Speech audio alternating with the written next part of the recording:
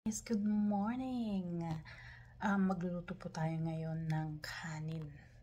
White rice po. So, paano po natin lulutuin yung white rice na maging healthy siya? Less sugar. So, ang ginagawa ko po ngayon ay unang-una po sa lahat ay haluan natin siya ng apple cider vinegar. Yan po yung aking sinaing. Kakasalang ko lang siya dito. At naman yung ating apple cider vinegar. Malaki yan akong bumili, guys. Galon-galon talaga apple cider vinegar. So, 1 spoon.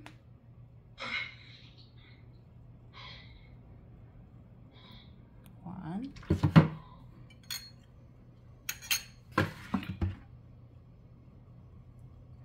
2. 5 takal yung sinaing ko eh.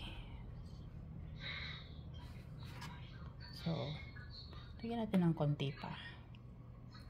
Ayan.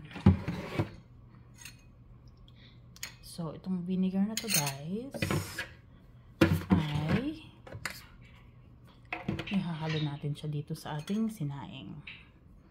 Kaya natin siyang kumulo. That's our first step. 5 takal po to. Or 5 cups of white rice. Haluin natin. At hayaan natin siyang kumulo ng kumulo. Pag kumulo na siya, ililipat naman natin siya sa steamer. Takpan na natin. So guys, nakaabang na ang ating steamer. Mamaya ibubuhos natin siya dito hanggang maluto siya. So i-drain niya yung mga sugar pa ulit. So for now, ayan, balikan natin siya after couple of minutes pag kumulo na siya. Ayan, ganyan na siya, guys. Pwede na natin ilipat sa ating steamer. Ayan na siya, guys. Nasa steamer na natin siya. Tatakpan na natin. Ayan. So magdi-drain dito, guys, yung kanyang excess water. Nandun yung mga sugar ng ating white rice. Ayan.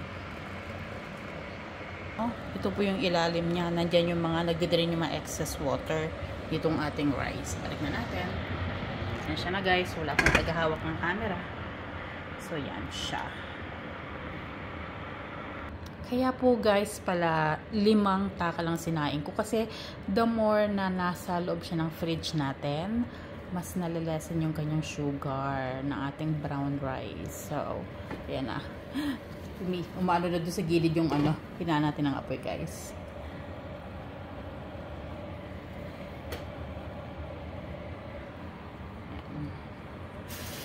Parang sa sinaing to sa probinsya eh.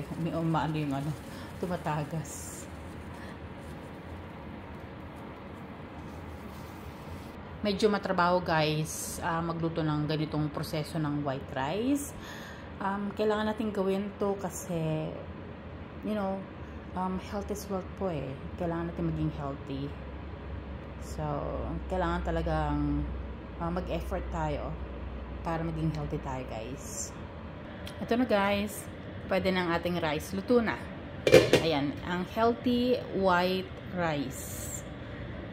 Ayan. Magtiyaga po tayo na maging healthy yung mga kinakain natin po. May paraan naman po eh kung di may iwasan yung white rice. So, ayan po. Ingatan po natin ang ating kalusugan, guys, kasi health is wealth. And thank you po for watching. Ilalagay po, pag lumamig na po siya, lagay po natin sa fridge, please, okay? At mag-i-edit lang tayo kung ano yung kailangan natin na, kung gaano kadaming kailangan lang natin po. Okay? Thank you po for watching, guys. Thank you po for watching. Ingatan po ang ating kalusugan because health is wealth. God bless po. Bye!